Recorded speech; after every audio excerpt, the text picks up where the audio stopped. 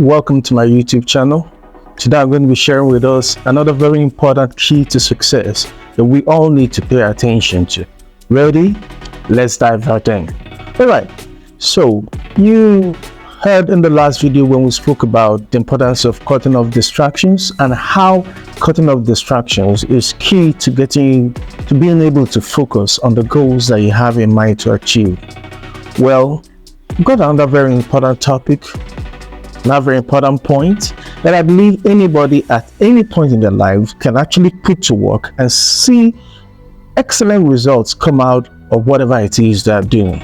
Okay, now I like to start with the basics, because a lot of times we go to see people who talk to us about you have to do this, you have to do that, and they never really get across to us about the key things that are foundational which we need to do to sustain whatever level of success we attain.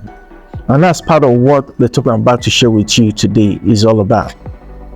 I hope you got your pen and paper. I hope you've cut off all the distractions, and I hope you are paying really good attention, because this is going to be loaded, exciting, life transforming.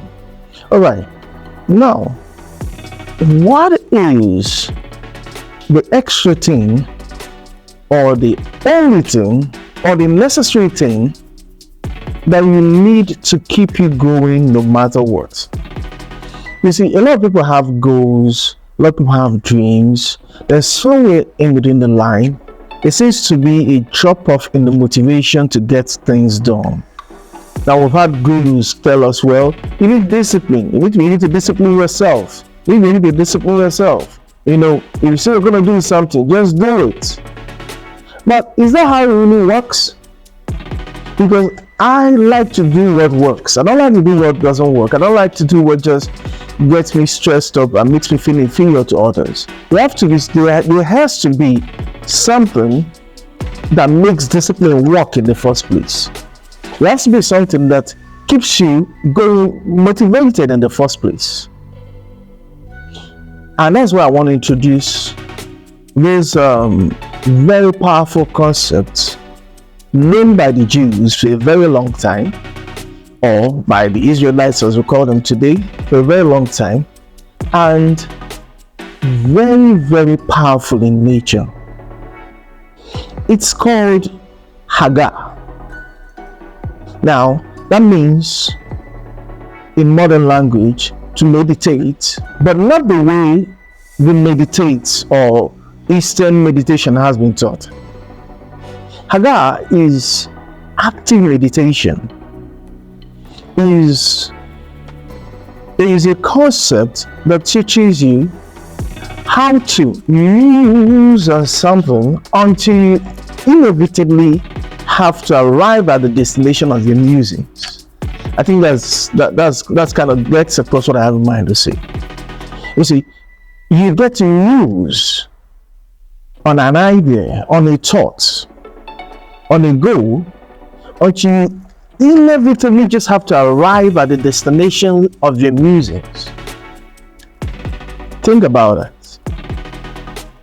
In Haggah, the concept is this: I don't just sit down and empty my mind and think blankly into space, waiting for something to flow into my mind. In Haggah, I sit down and I meditate on something actively. In other words, what I want to achieve is good health. I take words on good health and I consciously mutter them to myself. I consciously roar them to myself. I consciously think on it to myself until I'm inevitably delivered to the thoughts, to the words that are spoken.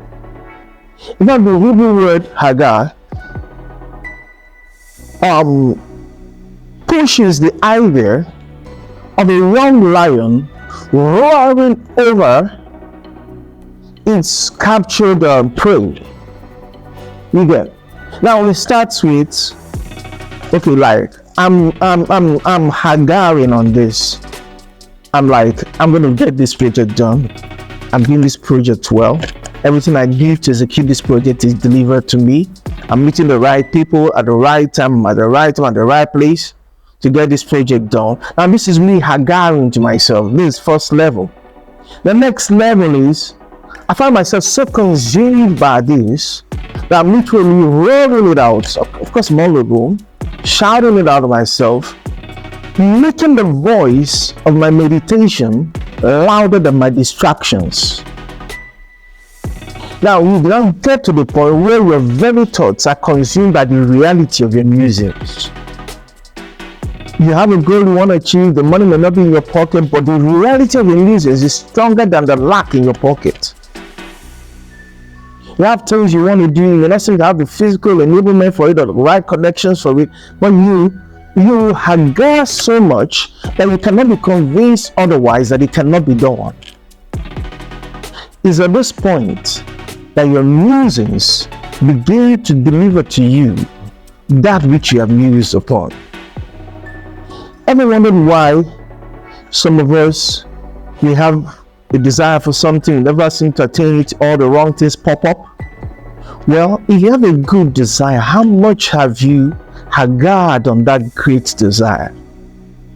Because the extent to which you muse on it, the extent to which you haggard, speak it out in yourself, shout it out to yourself, overwhelm the doubt in your mind with the positive desires of your heart spoken to yourself, the extent to which you do that, to a large extent, determines how rapidly you see the desire of your musings come to pass. Now, this is a powerful thought because anybody at whatever level can do this. Of course, I believe growth happens in stages and in steps. But from where you are, line upon line, step upon step, you can begin to put down the visions of your heart into words and speak them until they become your present day reality. We're not talking about living in dreamland. This is practical. This is how to move from having nothing to finding yourself becoming a person of influence at whatever stage you found yourself. And you find yourself growing because the words you speak, the thoughts of your heart are propelling you and causing you to be motivated. This is what it means to be inspired. The inspiration is coming from inside. It's by musing upon the thoughts of your heart, musing upon the goals that you set, musing upon the desires, the good desires that you have, until that inevitably deliver to you, no matter the resistance in your path. Now, I believe this has been short and loaded, and you've benefited something, you learned something. Now, I'm definitely going to ask you to like this channel, subscribe, and share these thoughts with your friends.